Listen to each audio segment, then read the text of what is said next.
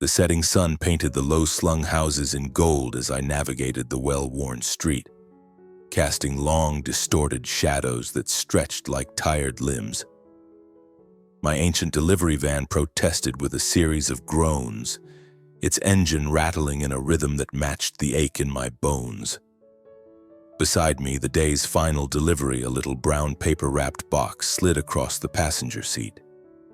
I eyed the childish scrawl of the address, then the dashboard clock glowing a persistent 6:30 p.m.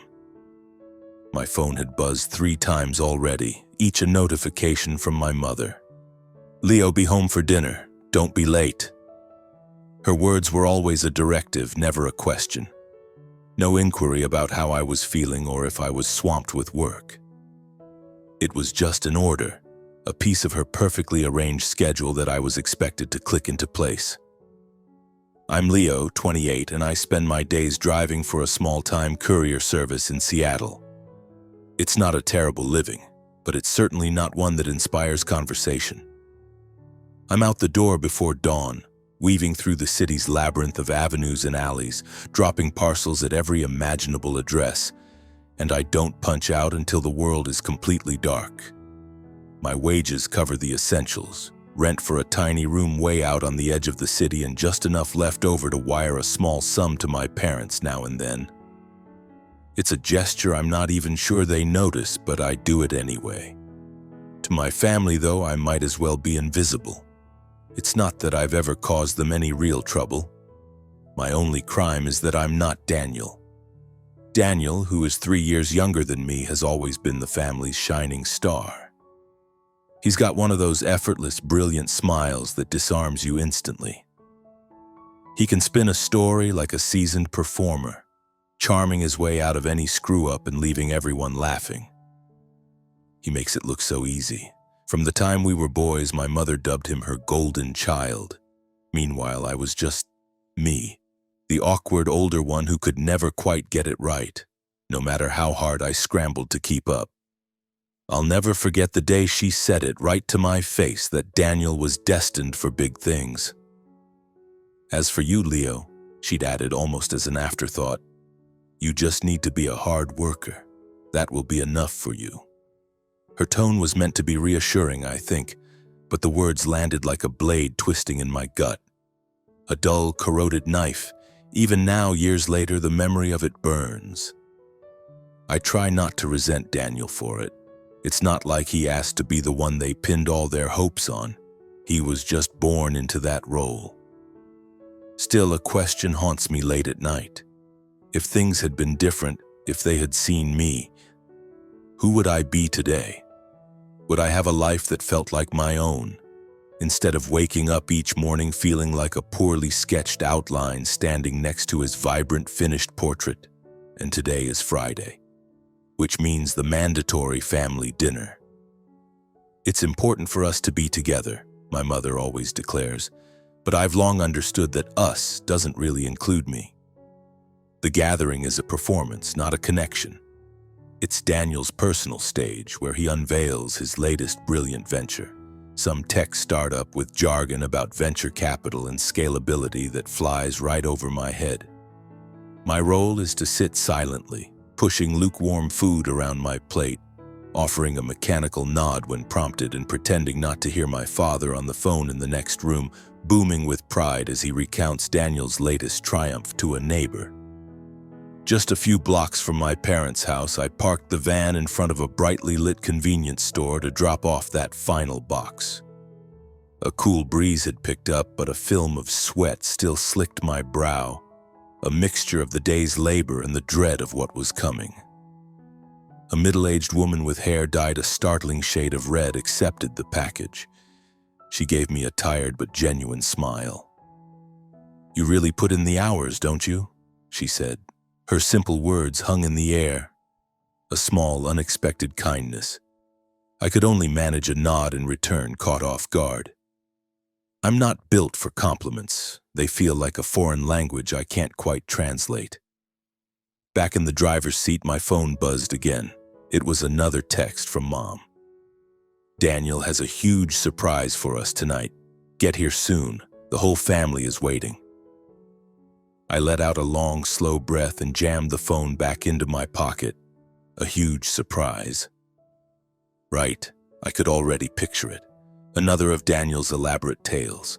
A new investment secured, a glamorous new girlfriend, maybe even just a pair of expensive sneakers that would earn him a chorus of oohs and ahs from our mother. It's not jealousy, not anymore. I'm just exhausted, worn down by the constant pressure to be the supportive older brother, the one who swallows his own disappointments and never ever complains. My parents' place is in one of those older parts of town where the houses huddle together, their stucco exteriors discolored by time and their wrought iron fences flaking with rust. I pulled up to the curb, killed the engine, and just sat there for a long minute, letting the silence of the van envelop me. Outside, the faint sound of a car horn bleated in the distance, answered by the sharp, territorial bark of a dog down the street. A quick glance in the rearview mirror confirmed what I already felt. My eyes were sunken, framed by dark circles so deep they looked permanently carved into my skin. It felt like I hadn't had a decent night's sleep in a decade. Just get through dinner, Leo. I coached myself. Eat your food, make your escape, go home. As soon as I walked through the door, the savory smell of my mother's braised pork filled the air. She was a whirlwind of motion in the kitchen while my father was already settled into his favorite armchair, his attention locked on the television. But Daniel, he wasn't here yet. "Hey, Dad," I said. He offered a non-committal grunt in reply, his gaze never leaving the screen. Mom spun around from the stove, her eyes immediately sweeping over me from head to toe, her brow furrowed in disapproval. "Working late again? Honestly, Leo, look at your shirt, it's filthy. Go upstairs and wash up before your brother gets here. I don't want him seeing you looking like such a mess." I mumbled an okay and dragged myself up the stairs. My old bedroom has long since become a dumping ground for the family's odds and ends, but on a dusty shelf I saw a familiar photograph in a cheap frame. It was the four of us. Mom, Dad, Daniel, and me. I must have been 15, which would have made him 12. In the picture, I'm standing behind him with my arms slung protectively over his shoulders, both of us beaming with wide, unforced smiles. I remember that feeling so clearly. I was his big brother, the one who was supposed to look out for him. How naive I was. Now I'm not sure what I am to him or to any of them. By the time I came back downstairs, Daniel had made his grand entrance. He was already at the dining table, looking immaculate in a starched white button-down, his hair styled perfectly with some expensive-looking product. "Yo, big bro," he called out, flashing that signature high-wattage smile. "Been a while. You holding up okay?" I just nodded and took the seat opposite him. He always used that nickname, Big Bro, with a playful, almost condescending lilt. It was his way of reminding me that I was just a supporting player in the blockbuster movie of his life. Dinner started. My mother emerged from the kitchen carrying the pot of braised pork, which she set down directly in front of Daniel. "It's your favorite, sweetie, isn't it?" she cooed, her voice dripping with affection, like she was talking to a toddler. Daniel nodded appreciatively before diving into his big announcement. It was some new cryptocurrency venture he was launching. He spouted a stream of buzzwords that were clearly meant to impress. Blockchain, seed funding, disrupting the future. I couldn't follow most of it, but my father was hanging on every word, his eyes shining with vicarious pride. "This one, he's got the vision," Dad declared, then swiveled his gaze to me. "So, Leo, how's that delivery gig of yours? Still all right?" "It's fine," I said, my voice clipped. There was no point in saying more. Even if I had something to share, they wouldn't really be listening. My life was just the boring filler between Daniel's exciting updates.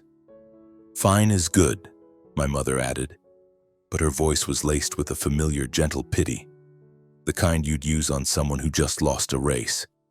"You just keep working hard, Leo. Everything will work out." I forced down a mouthful of rice, trying to ignore the subtle way she stressed the words, working hard, as if that was the absolute ceiling of my potential. It was her go-to platitude for me. Daniel continued to hold court, his voice gaining momentum as he spun his narrative of inevitable success. But as he talked, I noticed things. He seemed thinner than the last time I'd seen him, and his eyes were tinged with red. His fingers drummed a nervous, incessant rhythm on the tabletop, a jittery energy he couldn't seem to contain. Something was definitely not right, but the feeling was vague, a shadow I couldn't quite grasp. Just as my mother was launching into a fresh round of praise for his business acumen, his phone vibrated on the table. He shot a look at the screen, and for a fleeting instant his features hardened. "Excuse me," he announced abruptly, pushing his chair back. "I have to take this." He slipped out the back door into the yard. I watched him go, a knot of unease tightening in my stomach. He'd been getting these calls a lot recently. They were always hushed and quick, and he'd always return to the room wearing a smile that didn't quite reach his eyes, a mask of nonchalance that seemed more fragile each time. The last time this happened, I'd overheard him in the backyard, his voice low as he mentioned goods and payments. When I'd asked him about it later, he'd just laughed it off. "Business stuff, you know how it is," he'd said, deflecting with his usual charm. But this time I saw that my mother was watching him go too. A small crease appeared between her eyebrows before she quickly smoothed her expression and turned her attention back to me, abruptly changing the topic. "Leo, did you remember to send money this month?" she asked, her tone as matter-of-fact as if she were inquiring about the time. A familiar pang of resentment hit me, but I just nodded. I sent them money every single month without fail, and not once had they ever acknowledged it with a simple thank you. Meanwhile, Daniel, who never contributed a cent, always seemed to have an endless supply of cash for designer clothes, fancy restaurants, and the sleek sports car parked out front that no one ever questioned how he paid for. When Daniel came back inside, his smile was firmly back in place, but I saw his hand shake almost imperceptibly as he reached for his chopsticks. "Everything all right?" I asked, keeping my voice as neutral as I could. He shot me a look, and for a second his mask slipped. His eyes were a chaotic mix of emotions, worry maybe, or was it anger? I couldn't be sure. "All good, big bro," he said, the old nickname sounding hollow. "Just work." His smile was a thin, brittle thing that did nothing to hide the tension in his eyes. After dinner, I cleared the table and washed the dishes, just like I always did. It was an unspoken rule that Daniel was exempt from such chores. As I was drying my hands, getting ready to make my escape, he cornered me near the front door. "Hey," he said, his voice unusually low. "You busy tomorrow?" His question caught me off guard. "What's going on?" I asked. He paused for a beat, then gave a casual shrug. "It's nothing major, just... I need you to help me with a delivery. It's a small thing. Shouldn't take you long at all." I stared at him, that same sense of foreboding creeping back stronger this time. "Deliver what?" He slapped my shoulder with a forced heartiness, that practiced grin spreading across his face again. "Just a package, man. Don't sweat it, I'll fill you in tomorrow." Before I could ask another question, he turned and walked away, leaving me alone in the hallway with a gut feeling so bad it was almost a physical presence. Later that night, as I lay on the narrow bed in my tiny rented room, sleep was impossible. My mind kept replaying disjointed images, Daniel with wads of cash, the hushed phone calls, the tremor in his hand. I tried to reason with myself, to convince myself that I was just being paranoid. He was just a spoiled kid who'd always had it easy, not some kind of criminal. But a cold certainty was settling in the pit of my stomach. Something was very, very wrong, and what terrified me wasn't what might happen to Daniel. It was what would happen to me. I knew with a certainty that chilled me to the bone that if his world came crashing down, I would be the one buried under the rubble. The next morning, the piercing shriek of my alarm clock ripped through the silence, a frantic buzzing sound like a bug caught in a jar. 30 a.m. Outside, the sky was a blanket of impenetrable black. My small room smelled of yesterday's coffee and the persistent damp odor of old, water-stained wallpaper. I lay there for a minute, paralyzed by a vague sense of dread, trying to piece together the fragments of a dream that had already dissolved. All that remained was the image of Daniel's face, that strained smile, those shifty eyes. His words from the night before echoed in my head, a single sour note that wouldn't resolve. "Help me with a delivery." I shook my head, trying to clear it. I was working myself up over nothing. Daniel was immature and entitled, sure, but he wasn't stupid enough to get into real trouble. Was he? Pulling on a faded t-shirt and my worn baseball cap, I walked out to the van. It was the start of another day, another endless circuit of the city. But as I settled into the driver's seat, a weight I couldn't name pressed down on me. Something felt deeply wrong, like the unsettling quiet that follows a strange sound in the middle of the night, when you're not sure if you imagined it or if you should be afraid. While I choked down a piece of toast, I sent Daniel a quick text. "What's this package? I've got a full route today." Silence. No reply came. I stuffed the phone in my pocket, fired up the van's grumbling engine, and began my day. The hours melted away in a haze of blaring horns, exhaust fumes, and gritty, sun-baked pavement. I dropped off one box after another, doing my best to push thoughts of Daniel from my mind. But every time my phone buzzed, my shoulders tensed. I'd snatch it up, a flicker of hope that it was him, only to be met with a dispatch notification or another text from my mother. "Be home for dinner. Daniel has something important to talk about." It was always about Daniel. I let out a long sigh, a familiar ache settling in my chest. Would there ever be a day when I was the subject of a family conversation? Just once? Late in the afternoon, a message from Daniel finally appeared. "Big bro, come by the house around 6. It's just a little package. Help me out. Thanks." I stared at the screen, my thumb hovering over the reply button. I wanted to demand more information, to tell him I wasn't his personal errand boy, but I held back.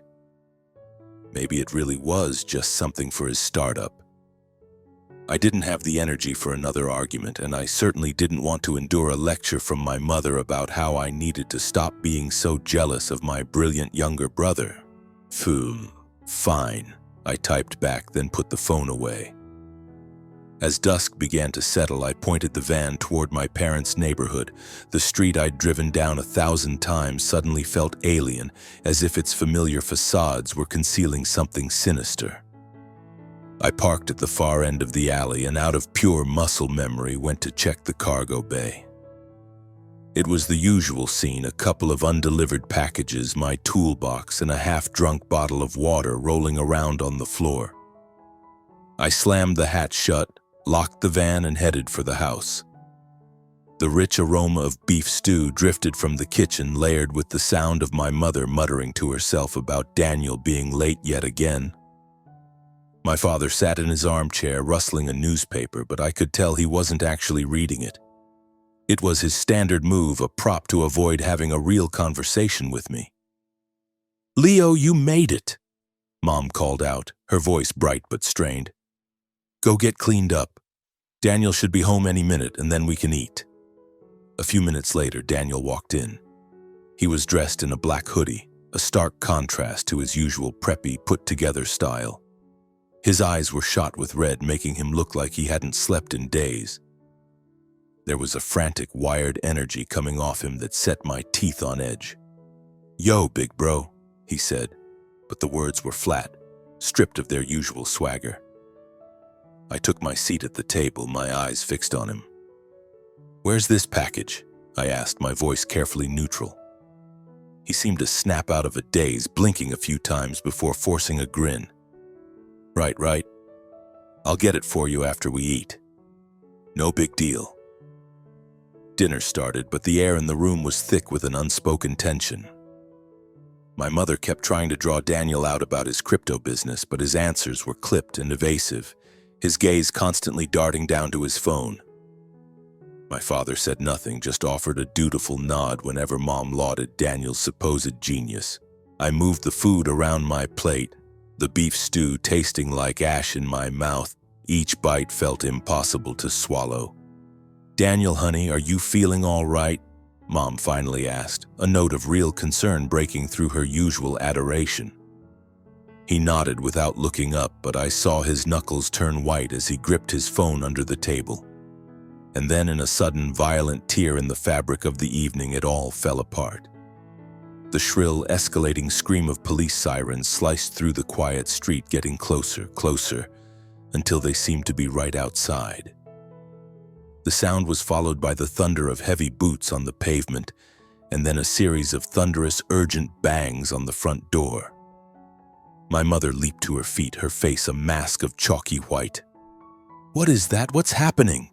she shrieked, stumbling toward the door in a panic. I shot a look at Daniel, but his head was bowed, his eyes still fixed on the screen of his phone as if it were the only thing in the world. He was frozen. The front door burst open and 3 police officers filled the frame, their dark uniforms and hard, impassive faces sucking all the air out of the room. "Leo Miller!" one of them yelled, his voice like cracking ice. My heart slammed against my ribs as I managed a numb nod. "We have a warrant to search your vehicle," he stated, not asked. "Open the back." My legs felt like they were made of stone. "What's this about?" I managed to choke out, but the officer just stared me down. "Open the back." I walked toward the van in a daze, my parents shuffling behind me. My mother's face was ghostly, and my father was muttering under his breath about some kind of terrible mistake. Daniel hadn't moved from the doorway. I could see his dark shape silhouetted against the light from the house, a motionless spectator to my ruin. With trembling hands, I unlocked the hatch and pulled it open. The sound of my own pulse was a deafening roar in my ears.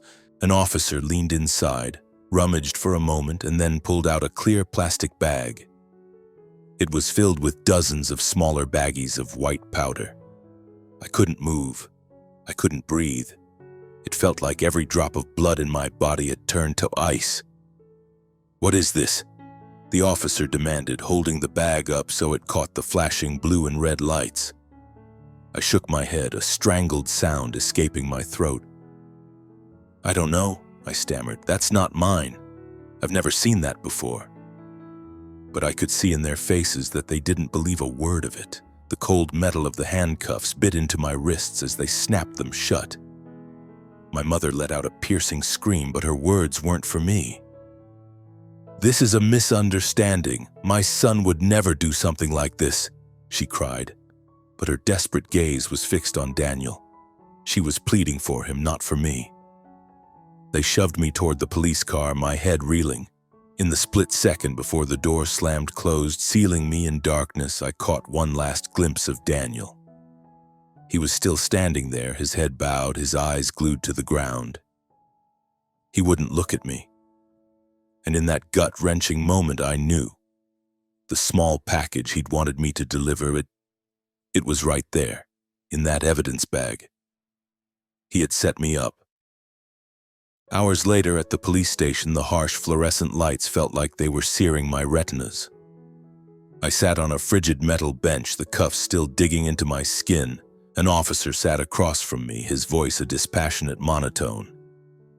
"Leo, we found a significant amount of narcotics in your vehicle. You know what they are? Just tell us the truth. It will go easier for you if you cooperate." "I don't know anything about it," I repeated, my voice raw and cracking. It was the only truth I had left. I swear to God I have no idea where that came from. But the words felt hollow, useless. Who was I? Just a delivery guy. I had no money, no influence, no one in my corner. I was the perfect fall guy. Eventually, my parents were allowed to see me.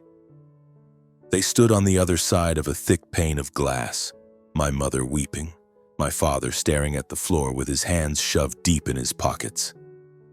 The officer who had been questioning me left the room, giving us a moment of privacy. I looked at my mother, a desperate, silent plea in my eyes. I was waiting for her to say it was all a horrible mix-up, that they were fixing it, that she was sorry. Instead, she leaned closer to the glass and whispered, her voice shaking with tears. "Leo, you have to do this. You have to take the blame for this." The world tilted on its axis. "Daniel can't go to prison," she continued, her words a torrent of panicked justification. "He has such a bright future. You're the strong one. The lawyer said he can get you a lighter sentence. He'll take care of everything." I stared at her, my chest constricting with a pain so sharp it felt like my heart was physically breaking apart. What did you just say?" I whispered. My father finally spoke, his voice hard and final. "You heard your mother. This is for the good of the family. Daniel wouldn't make it in there. You can handle it." I looked from his stony face to my mother's tear-streaked one. These were the people who had raised me, the people I called my family, and in that moment they were complete and utter strangers. There was no apology, no explanation, just a cold, calculated demand that I sacrifice myself for their golden boy.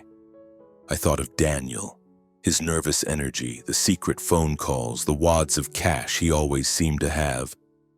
And then the truth crashed down on me with the force of a physical blow. This wasn't some terrible mistake. It was a plan, a deliberate, cold-blooded setup, and I was the piece they were willing to lose. "I'm not pleading guilty," I said. My voice was eerily steady, a calm that felt alien and shocking, even to me. My mother stopped crying, her face slack with disbelief. Then she started again, this time with a new, frantic edge. "Leo, you can't. You can't do this to us. Are you trying to tear this family apart?" I didn't reply. I just looked at them, and for the very first time in my 28 years, I felt absolutely no desire to make them happy. The chains that had bound me to their approval had finally snapped. The following morning, they transported me to the King County Courthouse in downtown Seattle. The air inside the courtroom was unnaturally cold, a stark contrast to the oppressive July heat baking the city outside. I sat on the hard bench reserved for the defendant, the worn rubber soles of my sneakers scuffing against the gleaming floorboards. My hands, still tender from the hours spent in cuffs, felt like they belonged to someone else. Across from me sat Arthur, my court-appointed attorney. He was a middle-aged man with a perpetually rumpled suit and glasses that kept sliding down his nose. He shuffled through a thick file, his expression one of profound disinterest, as if he hadn't even bothered to learn my name. We had spoken for a grand total of 15 minutes before the proceedings started, during which he delivered his advice in a tired, mechanical drone. "Leo, listen to me. The smart play here is to plead guilty. The evidence against you is overwhelming. A guilty plea will get you a reduced sentence. It's your best option." I shook my head, my throat tight, trying once again to explain that the drugs weren't mine, that my brother had planted them, that I was the victim here. Arthur simply sighed, a puff of weary exasperation.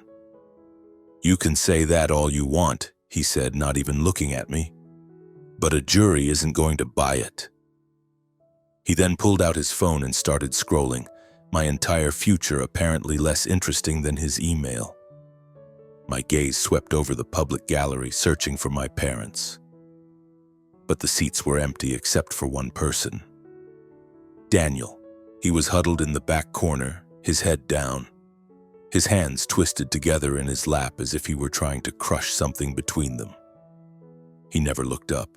He never met my eyes. My mother and father hadn't even bothered to come. I could see them so clearly in my mind's eye, sitting in our old kitchen, the faint scent of last night's dinner still hanging in the air. They would be consoling each other, repeating over and over that everything was going to be okay. But okay for who? Not for me. Never for me. The prosecutor, a small woman with a voice that could cut glass, rose to her feet. She stated my name, Leo Miller, age 28, delivery driver, but she twisted the words, making them sound like a criminal alias. The defendant used his occupation as a cover for his drug trafficking operation, she announced to the jury, holding up the plastic bag of white powder, my death sentence, for all to see. A raw, desperate scream built in my chest. I wanted to leap to my feet and shout that it was a lie, that I was innocent, that they had the wrong man. But Arthur's hand clamped down on my shoulder. "Don't be an idiot," he hissed in my ear. I bit down so hard on my own tongue I tasted blood, a tidal wave of utter powerlessness washing over me. The trial lasted for 3 days, but it felt like a single suffocating nightmare from which I couldn't wake. Arthur barely moved, just sat beside me, occasionally scribbling a meaningless note on his legal pad while the prosecution methodically dismantled my life. The prosecutor, on the other hand, was a shark. She was relentless, presenting one piece of evidence after another. Photographs of my van, the bag of drugs, my delivery logs, and weaving them into a narrative that painted me as the mastermind of a complex criminal enterprise. The defendant had the opportunity, the means, and the motive, she concluded, her tone dripping with righteous conviction. Motive? My only motive was to get through the day. I was a driver who worked from sunrise to sunset, wiring what little I could spare to my parents, holding on to a flimsy dream of one day opening a little coffee shop of my own. What possible motive could I have for throwing all that away? When it was my turn to speak, I told the truth. I said I had no idea how the drugs got into my van, that someone must have planted them there. But when the prosecutor leaned in and asked, "And who would have done that, Mr. Miller?" I couldn't answer. The words caught in my throat. An image of Daniel flashed in my mind, his shifty eyes at the dinner table, my mother's desperate whisper at the police station. Daniel wouldn't survive it. A part of me wanted to stand up, point to the back of the courtroom and scream his name, to tell them all that my own brother had done this to me. But I didn't. Not because I was trying to protect him, but because I knew, with a soul-crushing certainty, that it wouldn't matter. No one would believe me. I was just Leo, the awkward, unremarkable older brother, the one nobody ever took seriously. The perfect scapegoat. On the last day, the judge, a grim-faced man with a mane of silver hair, delivered his judgment. "Leo Miller, this court sentences you to 2 years in a state correctional facility for the crime of possession of a controlled substance with intent to distribute." The sound of the gavel striking the wood was like the crack of a bone. I stood there paralyzed, my mind a complete and utter void. I could see Daniel still sitting in the back, his head still bowed. As the guards led me out, I turned my head, desperately trying to catch his eye, searching for any flicker of guilt, any sign of regret. But he simply stood up, turned his back and walked out of the courtroom, vanishing behind the heavy wooden doors without a single backward glance. The iron gate of the cell clanged shut behind me, the metallic echo a final, brutal punctuation mark. I was standing in the center of a cold, cramped space, the flickering fluorescent light overhead casting long, distorted shadows on the gray concrete walls. The air was thick with the smell of mold and old sweat, a nauseating combination that made my stomach roil. My hands, still feeling the phantom pressure of the cuffs, hung uselessly at my sides. I sank onto the edge of the cot, a thin, stained mattress on a steel slab that felt as unyielding as rock. This was my new home. The King County Correctional Facility, Seattle, Washington, my home for the next 730 days, me, Leo Miller, 28 years old, delivery driver.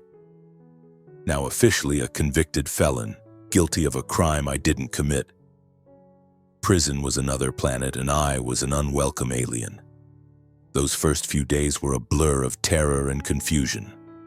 I had no idea how to navigate this place, how to simply exist without inviting disaster. The other inmates sized me up, their stares a mixture of predatory curiosity and open contempt.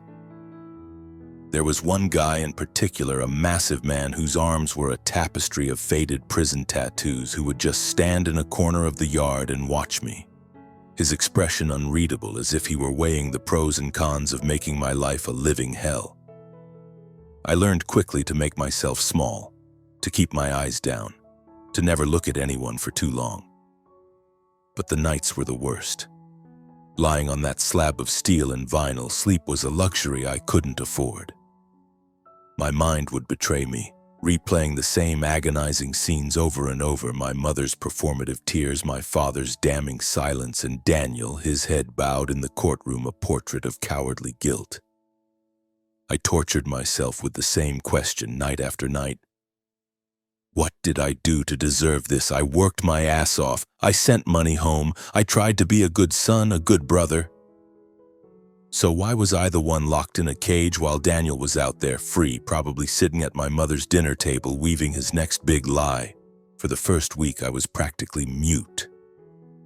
I'd silently choke down the flavorless slop they served on plastic trays: stale bread, watery beans, and some kind of mystery gravy, and then retreat to my cell, where I'd lie in the dark and wait for the hours to pass. I thought about the coffee shop I used to dream of, a cozy little place filled with the rich, comforting scent of fresh ground beans. A place where I could finally just be me, not Daniel's less impressive older brother. But that dream now seemed like a cruel joke, a childish fantasy from another lifetime.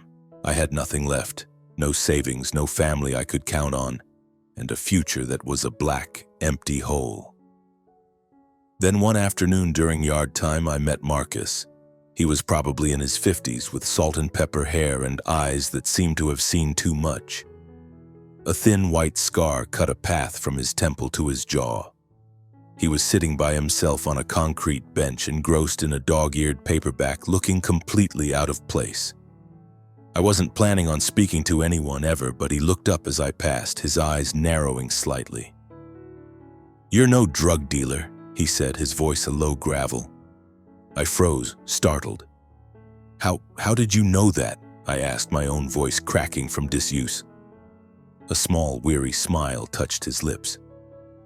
It didn't make him look friendly, just incredibly sharp. "I used to run the books for a crew down in Oakland," he said. "I got good at reading people." "You, kid, you've got the look of someone who got royally screwed." He snapped his book shut and held it out to me. It was an old law textbook, its cover soft and frayed from use, its margins crammed with tiny handwritten annotations. "Read this," Marcus said. "If you ever want to get out of this shithole and have a life, you need to learn the rules of their game. Otherwise, they'll eat you alive." I took the book, its weight feeling strange and significant in my hands. I didn't know if I could trust him, but I had nothing left to lose. That night, under the weak, buzzing light of my cell, I opened it. The pages were yellowed and brittle, filled with legal precedents, criminal statutes, and explanations of how the justice system was supposed to function. I devoured it, reading line by line, word by word, as if the text itself were a lifeline. I didn't understand half of it at first, but every night I read a little more, scratching my own notes onto scraps of paper whenever I could get my hands on them. Marcus became my unofficial teacher. He didn't just explain the law to me, he taught me about his own area of expertise, following the money. "Cash always tells a story," he'd say, tapping a finger on a page of notes he'd written about shell corporations and laundering schemes. "It always leaves a trail. You just have to know how to find it. Whoever set you up," he told me one day, "they can't erase every track. Sooner or later, they'll slip up." His words sent a jolt through me. I started thinking about Daniel. Really thinking, the wads of cash he'd flash around, the hushed late-night phone calls, the expensive sports car he drove when he didn't even have a legitimate job. I remembered the way he'd refused to look at me when the cops burst in, the way he'd hung his head as if he knew exactly what was about to happen. And then my mother's voice, echoing in my memory. Daniel wouldn't survive it. The pieces were all there, forming a picture so ugly and painful I could barely stand to look at it. My family hadn't just failed to defend me. They had been part of the conspiracy. The more I studied, the more a tiny, stubborn ember of determination began to glow inside me. It wasn't just anger anymore, it was something colder, harder. It was resolve. If I was going to be trapped in this hell, I wouldn't let it consume me. I wouldn't just survive, I would fight back. I started spending every spare moment in the prison library, devouring every book I could find on law, finance, and forensic accounting. I read through old newspaper archives, studying the details of similar drug cases. I filled notebooks with meticulous notes, a discipline I clung to day after day, night after night. Marcus would give me scraps of paper and I'd cover them with diagrams and calculations, learning how to dissect a balance sheet, how to find the cracks in a financial statement. He would watch me work, sometimes offering a quiet nod of approval, other times a rare, thin smile. "You've got a good head on your shoulders, Leo," he said one afternoon. "But you need to be careful. The law is a weapon, and it cuts both ways." After I'd been inside for 3 months, I started a journal. It wasn't for venting or self-pity, it was a ledger. I wrote down every single thing I could remember about Daniel's behavior in the months leading up to my arrest. The secretive phone calls, the hushed meetings in the backyard, the vague but grandiose talk about his crypto startup. I had no idea what I would ever do with this information, but the act of recording it, of organizing the betrayal into neat chronological entries, gave me a sliver of control in a world where I had none. One day I got a letter. It was from my mother. Her familiar, unsteady handwriting filled a single sheet of yellow legal paper. She wrote that she missed me, that she thought about me and prayed for me every single day. But there was no apology, not one word of regret or explanation for what they had done. She just asked if I was doing okay and then, incredibly, went on to say how well Daniel was doing. His business was thriving. He'd just bought them a brand new television. I read the letter once, then folded it into a small, tight square and shoved it under my mattress. I didn't write back. It wasn't that I was angry, not anymore. The anger had burned itself out, leaving behind something cold and empty. I simply had nothing left to say to the woman who had so easily chosen one son over the other. Marcus saw me sitting on my bunk, staring at the wall. He didn't have to ask what was wrong. "Family," he said, his voice flat. It wasn't a question. I just nodded. He shrugged, a gesture that held a world of bitter experience. "Family," he said again. "They can be the best thing you've got, or they can be the anchor that drowns you. At some point, kid, you gotta decide if you're living for them or if you're living for yourself." I looked from his scarred face down to the law book resting in my lap. And for the first time since this whole nightmare began, I felt like I knew the answer. 18 months crawled by. The Leo who walked into this prison was gone, replaced by someone else. I was leaner, my hair was longer, but the real change was in my eyes. The meek, accommodating older brother who would do anything for his family's approval was dead and buried. I had learned to see the world not through the distorted lens of their expectations, but through the clear, cold logic of facts and evidence. As the day of my release got closer, I knew one thing for sure. I was not going back to my old life. Daniel, my mother, my father, they had thrown me into this pit expecting me to break. But they were about to find out that I was walking out of it stronger and smarter than they could possibly imagine. The day I was released from the King County Correctional Facility, the Seattle sky was a flat, miserable gray. A cold drizzle was falling, the tiny drops stinging my face like needles as I stepped into the free world. I stood outside the main gate, dressed in the same worn-out hoodie and frayed sneakers they'd taken from me a year and a half ago. In my hand, I clutched a clear plastic bag containing the sum total of my worldly possessions. A tattered notebook filled with my research, a single pen and that old, faded family photograph, its corners now soft and creased. For a brief, stupid moment, I scanned the street, a small, irrational part of me hoping to see a familiar car, a familiar face, my mother, my father, even Daniel. But the road was deserted. The only sounds, the distant rumble of a passing semi and the sizzle of rain on wet pavement. I drew a long, deep breath. The air tasted of freedom, but it was laced with a loneliness so profound it felt like a physical weight. 18 months behind bars had remade me from the inside out, but the world on this side of the wall hadn't changed at all. It didn't even seem to notice I was back. I walked to the nearest bus stop, the plastic bag swinging at my side. I hadn't told a soul I was being released today. A few months ago, another letter had arrived from my mother. It was full of the same empty pleasantries, asking how I was, reporting that Daniel had moved into a fancy new apartment downtown. Still no apology. Still no acknowledgement of what they had done. I hadn't bothered to write back. The anger was gone, replaced by a cold clarity. Prison had taught me a hard lesson. Family isn't everything. And I couldn't spend one more day of my life trying to earn the approval of people who had so casually thrown me away. I landed a job at a little coffee shop called The Daily Grind, a cozy spot tucked away on a quiet side street in Fremont, a few miles north of downtown Seattle. The work was straightforward, brewing espresso, wiping down tables, and making just enough small talk to keep the regulars happy. The owner, a laid-back guy in his 40s named Sam, didn't pry into my background. "You show up on time and you do the work, that's all I care about," he said when he hired me. I just nodded, a strange feeling washing over me. For the first time in my life, someone was looking at me and seeing just me, not a pale imitation of my brother.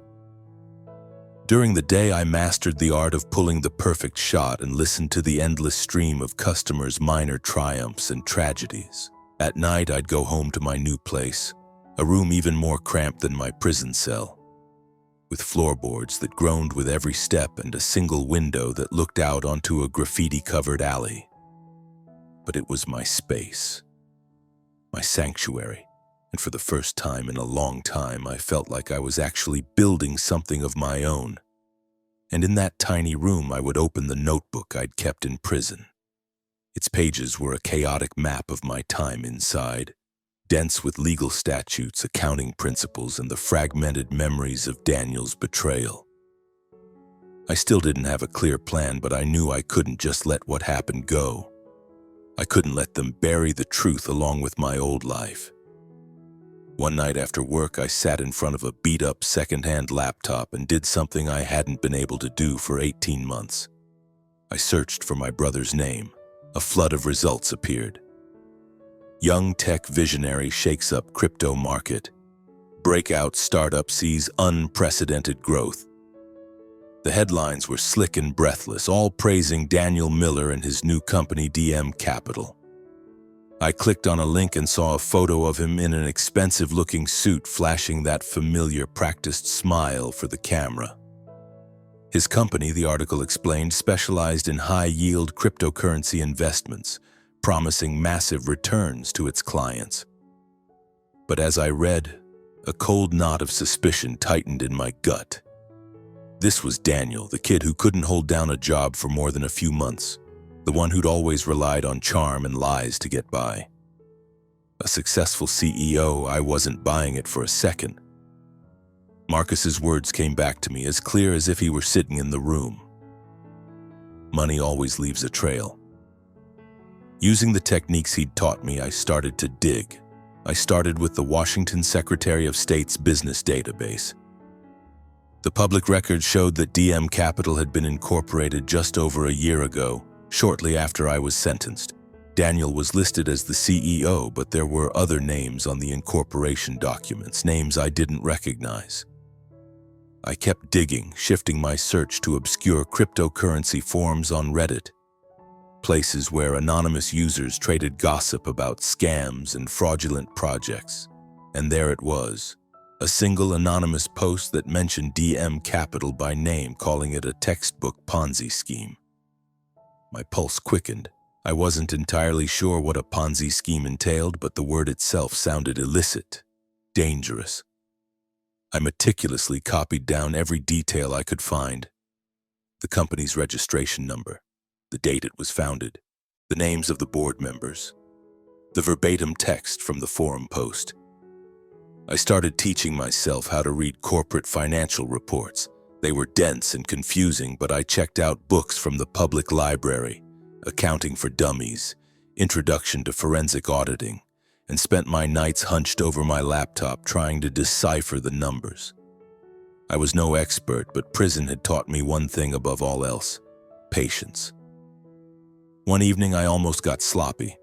I was in a dive bar a few blocks from DM Capital's downtown office, nursing a warm beer and trying to look casual. Just as I was about to give up for the night, Daniel walked in. He wasn't alone. With him was a tall, powerfully built man with a shaved head and a black leather jacket. They took a booth in a dark corner, their heads bent close together as they spoke in low, urgent voices. I watched as Daniel slid a thick manila envelope across the table. The other man took it, glanced inside, gave a curt nod, and then stood up and walked out without another word. My heart was hammering against my ribs. I quickly lowered my head, pulling the brim of my baseball cap down, terrified that Daniel would look over and see me. But he didn't. He just sat there for another minute, staring into space. As he finally got up to leave, I caught a glimpse of his face under the dim bar lights. He looked haunted. The confident CEO from the magazine articles was gone, replaced by a man who looked terrified. I rushed home, my hands trembling so badly I could barely type. I wrote down everything I had just witnessed: the man in the leather jacket, the envelope, the look on Daniel's face. It was all starting to click into place. I went back online, this time focusing my search on public blockchain explorers. It took hours, but I finally found it.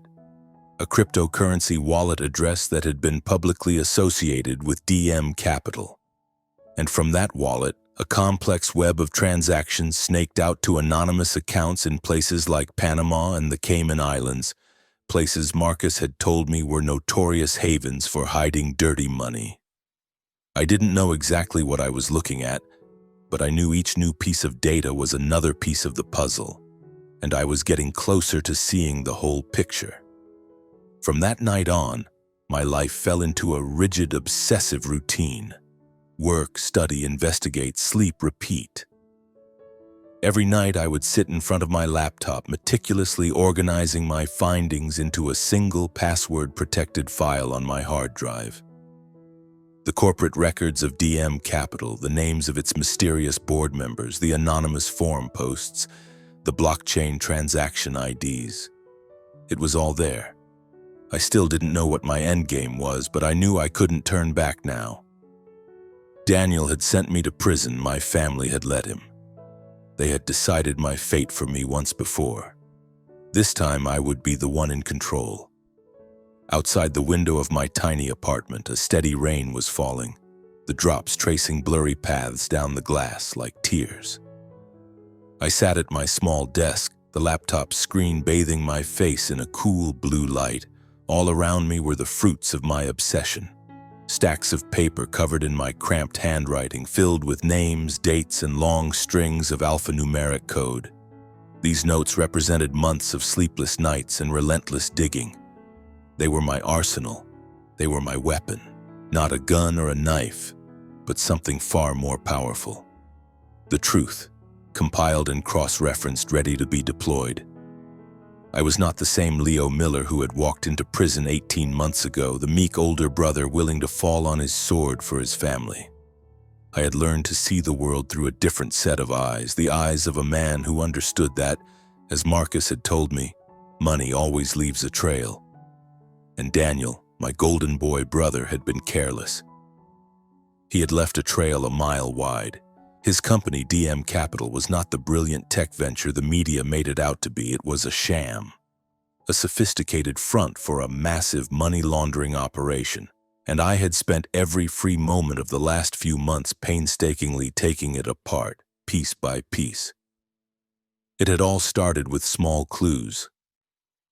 After that close call at the bar, I knew I had to be smarter, more careful. I stayed away from Daniel's office and confined my investigation to the digital world. I became an expert at navigating public databases, poring over corporate filings on the Secretary of State's website, and lurking in the shadowy corners of Reddit and Telegram where the crypto underworld did its business. An anonymous comment on a Reddit thread had first pointed me in the right direction, hinting that DM Capital was dirty. I followed that thread relentlessly. It led me to a complex chain of blockchain transactions originating from DM Capital's main corporate wallet. The funds were being systematically washed through dozens of smaller anonymous accounts before finally ending up in offshore banks in places like the Cayman Islands. Exactly the kind of place Marcus had described as a paradise for criminals looking to hide their money. I was no financial wizard, but I was methodical. I spent countless hours tracing the flow of funds, cross-referencing every transaction with DM Capital's publicly available financial statements. And the more I looked, the more I found. The numbers didn't add up. The company was reporting impossibly high profits. There were massive, unexplained expenditures and shadowy investments with no paper trail. I wrote it all down, filling page after page of my notebook with my findings. I also started digging into the names of DM Capital's key investors. A little more research revealed that several of them were not legitimate businessmen. They were known associates of criminal organizations, men who had previously been investigated for large-scale drug trafficking operations in Portland and San Francisco. The puzzle was complete. The last piece of the puzzle fell into place when I stumbled upon a leaked email on a dark web forum. In it, Daniel was promising an on-time delivery to someone named Rico. I had no idea who Rico was, but that single word, delivery, hit me like a punch to the gut. It threw me right back to that night, to my brother's casual request to help him with a package. I knew then that I had everything I needed. I had to make my move, but I had to be smart about it. A direct confrontation was out of the question. Daniel would just lie and my parents would rally to his defense just like they always had. I wasn't interested in a screaming match. I wanted the cold, hard facts to do the talking. I wanted to dismantle his world so thoroughly that there would be nothing left for them to defend. I began to assemble an anonymous dossier, a comprehensive file containing every scrap of evidence I had gathered. The blockchain records, the corporate filings, the leaked email, the list of his criminal investors. I organized it all into a clear chronological narrative, just as Marcus had taught me. If you're going to go after someone, he'd said, you do it like a professional. You build an airtight case. And that's exactly what I had done. One night I sat at my desk, my hand hovering over the mouse.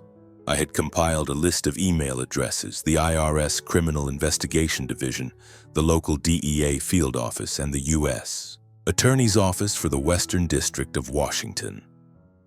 I drafted a short, anonymous message. To whom it may concern, I am providing evidence of a large-scale money laundering and drug trafficking operation being run through a Seattle-based company called DM Capital. Please see the attached file for details. I attached a single password-protected PDF containing my entire dossier, then scrubbed the file's metadata to make sure it couldn't be traced back to me. Using a secure anonymous email service, I took a deep breath and clicked send. As the message disappeared into the ether, a strange calm washed over me. The knot of tension I'd been carrying in my chest for months finally loosened. It was done, and then I waited. I went back to my life. I went to work at the daily grind, brewed coffee, wiped down tables, and smiled at the regulars as if it were just another day. But my quiet life was a facade. Every morning I would obsessively scan the local news, searching for any mention of my brother or his company. A month went by, then two. A seed of doubt began to sprout. Maybe I had failed. Maybe Daniel was too smart, too well connected to ever get caught. Then one morning, as I was steaming milk for a customer's latte, my phone vibrated with a news alert. The headline made my blood run cold. Local tech CEO arrested in federal raid. I excused myself and rushed to the back room, my hands shaking as I pulled up the article on my phone. And there it was, on the front page of the Seattle Times. DM Capital under investigation for massive fraud and money laundering scheme. The article reported that federal agents had frozen the company's assets and that its CEO, Daniel Miller, was in custody. I read the words again and again, a dizzying mix of shock and vindication swirling inside me. It was finally happening. In the days that followed, Daniel's empire imploded. The news was filled with images of him being led from his office in handcuffs, his face ashen, his usual confident smirk finally gone. His investors, realizing they'd been duped, filed a massive class action lawsuit. The crypto forums that had once praised him now lit up with accusations and outrage, calling DM Capital the biggest Ponzi scheme in the city's history. I watched it all unfold from the quiet solitude of my apartment. I didn't feel triumphant or celebratory, just a quiet, profound sense of equilibrium, as if a great weight had finally been lifted from the world and things were at last as they should be. Justice had been done. A week later, the official charges came down. Daniel was indicted on multiple counts of wire fraud, money laundering, and conspiracy to distribute a controlled substance. He was facing a sentence of up to 20 years in federal prison. I heard through the grapevine that my parents had taken out a second mortgage on their house to hire a high-powered defense attorney. But I knew it was hopeless. The case I had built was airtight. There was no escape for him. After the news broke that my brother had taken a plea deal for 15 years, I knew there was one last thing I had to do. I needed to see him. I needed to tell him what I had done. It was a bright, clear Saturday morning. I put on my usual uniform, a gray hoodie and a baseball cap, and tucked the old prison notebook into my back pocket. I didn't call first. I didn't give them any warning. As far as Daniel knew, I was still locked up. He had never once tried to contact me, never asked how I was doing. His silence didn't shock me, but it still ached. A dull, persistent throb in a place I thought had gone numb. At the correctional facility, I filled out the visitor request form, checking the box for family. The guard at the desk did a double take when he saw my name, then gave me a strange, appraising look. He led me down a long, sterile corridor, and the familiar, sickening smell of disinfectant, stale air, and human misery filled my nostrils, bringing a rush of unwanted memories with it. They took me to the non-contact visitation area, a small, grim room bisected by a thick sheet of plexiglass. I sat down on the metal stool and waited, my reflection staring back at me from the barrier. My heart was beating a steady, heavy rhythm against my ribs. I was ready for this. A few minutes later, Daniel was escorted in. He was wearing a standard-issue orange jumpsuit that hung loosely on his frame. He was so much thinner than I remembered, his hair unkempt, his eyes hollow and dark. He looked like a ghost. When he saw me sitting there, his jaw went slack, his eyes wide with disbelief. "Leo," he breathed into the handset, his voice a dry rasp. You're out? What are you doing here?" I just looked at him, letting the silence stretch. He sank onto the stool on his side of the glass, his hands gripping the edge of the small counter, his gaze darting around nervously. "I've been out for almost 6 months," I said finally, my voice even and calm. But you wouldn't know that, would you? You never asked, you never cared, just like Mom and Dad. Daniel's head dropped, his mouth a thin, hard line. I pressed on, my voice as steady as stone. I didn't come here for an apology, and I'm not here to forgive you. I came here to tell you the truth. It was me. I was the one who sent the file to the feds.